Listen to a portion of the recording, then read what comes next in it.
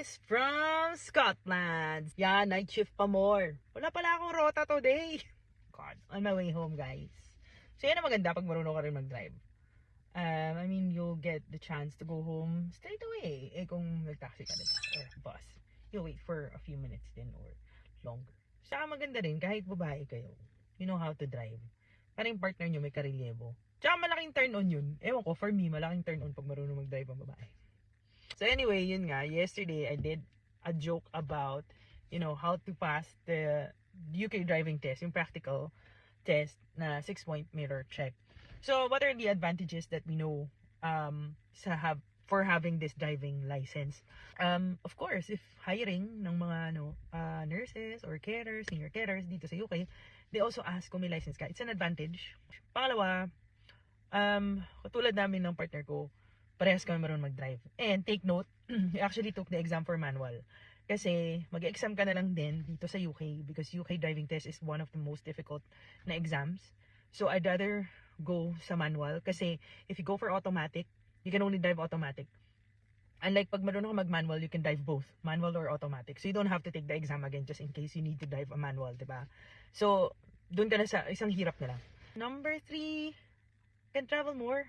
Walang restrictions kasi syempre you can go anywhere you want. At saka yung family namin pag pupunta dito, at least we have a car. Convenient eh. Kasi lalo na sa Scotland, it's more convenient to have your own car rather than doing public transport. Sa London talaga okay lang kahit wala kang car kasi maganda ang transport doon. Pero if you're actually more of sa mga ganitong side, yung countryside, it's much better for you to have a car and know how to drive. It's a very big advantage. It's actually good.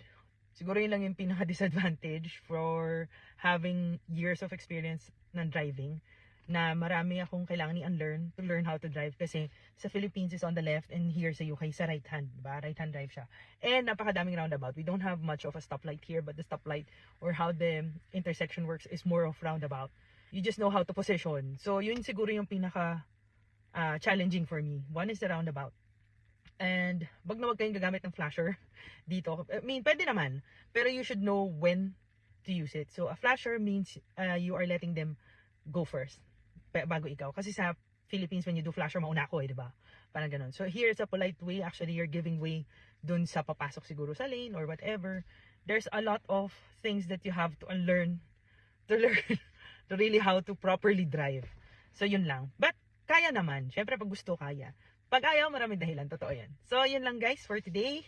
Thank you for watching. And please subscribe for the channel.